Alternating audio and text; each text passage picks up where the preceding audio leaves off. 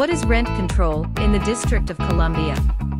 Rent control was established in the District of Columbia by the Rental Housing Act of 1985. Rent control limits the amount and frequency of rent increases.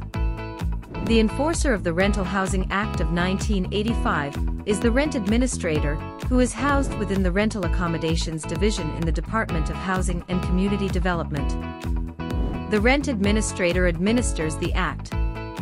All landlords must register their rental units with the Rental Accommodations Division. When landlords register their units, they are registering as either non-exempt or exempt from rent control.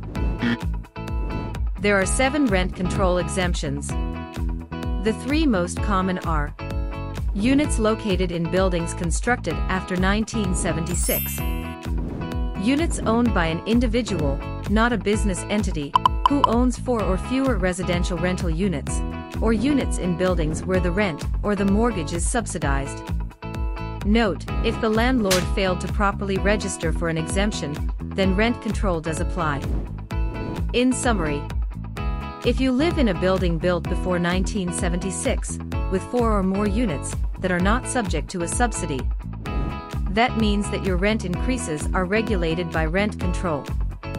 If the building was built after December 31, 1975, the landlord has the discretion to increase the rent as much as they want. Rent increases for units subject to rent control are called annual adjustments of general applicability.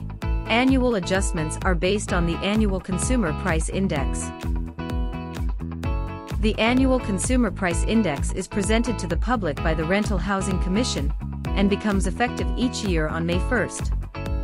The Consumer Price Index is used to calculate the allowable maximum standard annual adjustments of general applicability for rental units under rent control.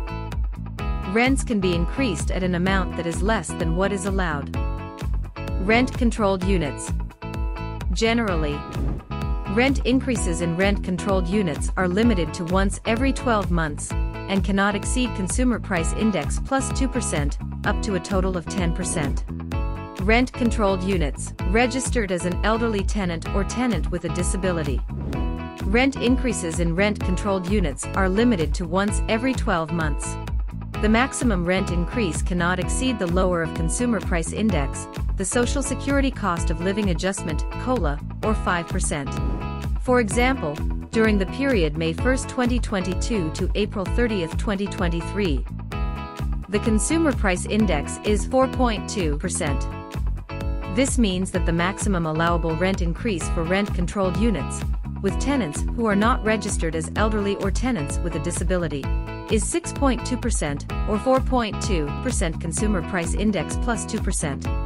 The maximum allowable rent increase for rent-controlled units with tenants who are registered as elderly or tenants with a disability is 4.2% or just Consumer Price Index. Upon submission to the rent administrator, the housing provider is required to give tenants 30 days written notice before the increase becomes effective. For units subject to rent control, in order to lawfully increase the rent at the end of a lease term, the rental unit and the housing accommodations common areas must be in substantial compliance with housing regulations.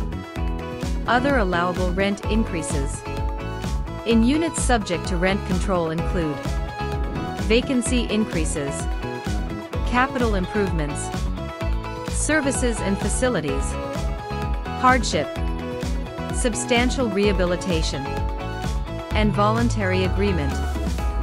These increases are not automatic, and the housing provider must file a petition with the rent administrator. Please stay tuned for OTA's upcoming tutorial video on other allowable rent increases in units subject to rent control.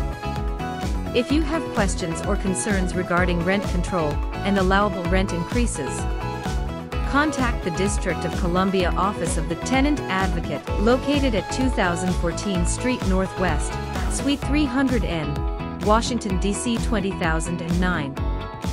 You can call us at 2027196560 or visit us online at www.ota.dc.gov.